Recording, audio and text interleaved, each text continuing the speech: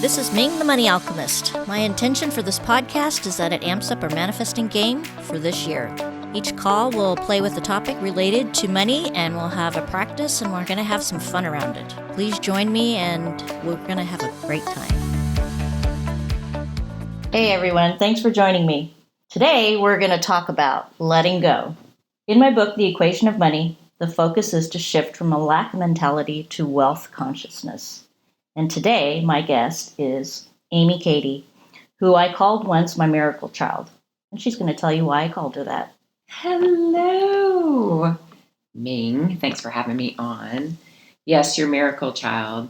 So the whole process of letting go, I have to tell you this fun little time that I had at a friend's house.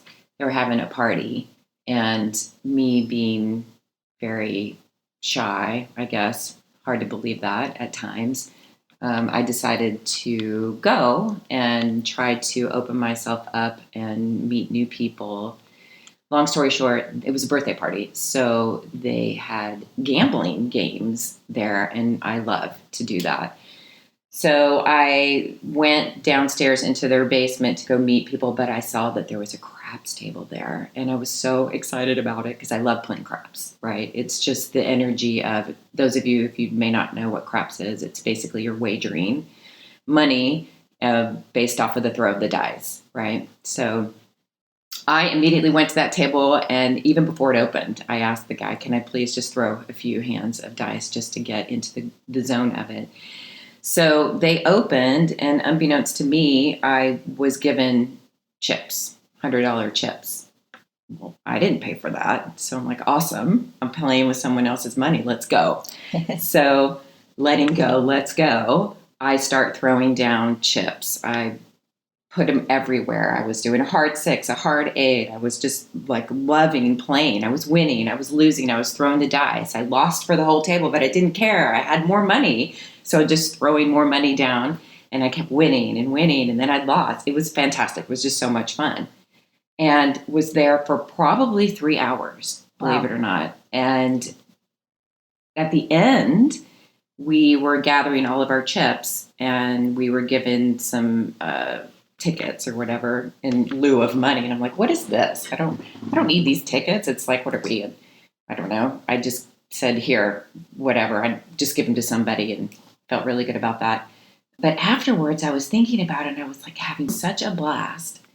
I just let go of any notion of worrying about money and where it was going to come from and how it was going to go and come back to me. It didn't matter. And I won so much money that night, but I didn't even know it because they were given to me in tickets. So I had no idea, and I just gave it away. It was such a great feeling. I completely let it go. And so then I was thinking, wow, wouldn't that be really cool if I could live my life like that in all environments, but especially in money? Because I come from a lack of money consciousness. I've grown up with that, and it's taken me years. You've known me for how many years? Mm-hmm.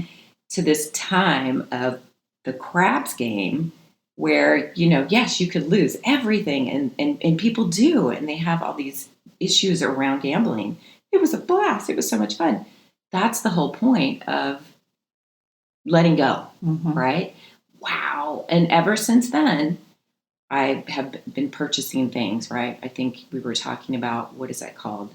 When you purchase things, but you're waiting. You're playing mm-hmm. the waiting game. There was no waiting in that. I just kept going and going and going and going. Right. Now I get it. There's your miracle child.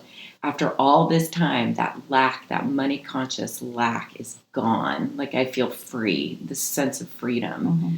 of being able to have money, letting that coming in. And I think last month you talked about the feeling of, and I even asked you that, what does that feel like to be a millionaire?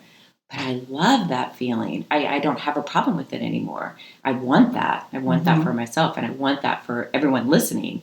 What if you could play your life like I played the game of craps, right? Right. And just letting that go, letting it go. Yeah. So it's the energy of money likes to have fun.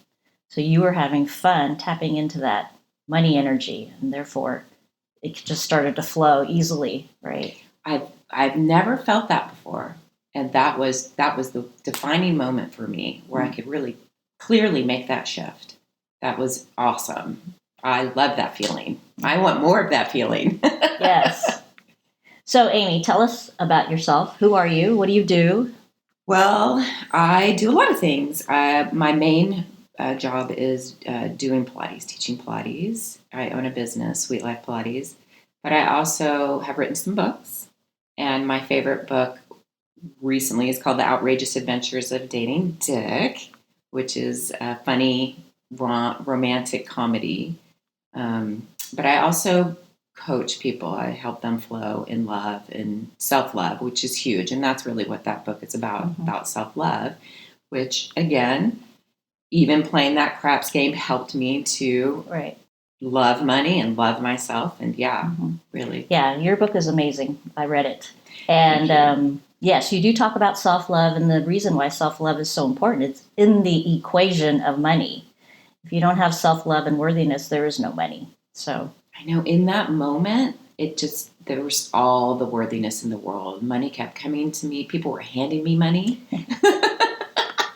letting me play more and more and more. Yeah. That is an amazing feeling to have that worthiness, the feeling of I'm worthy of getting all this money and playing with it and having fun with it. Right. Yeah. Right. That's an awesome feeling. It's all about letting go.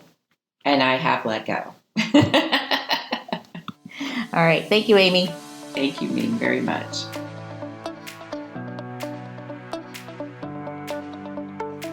Thanks for joining me and listening in.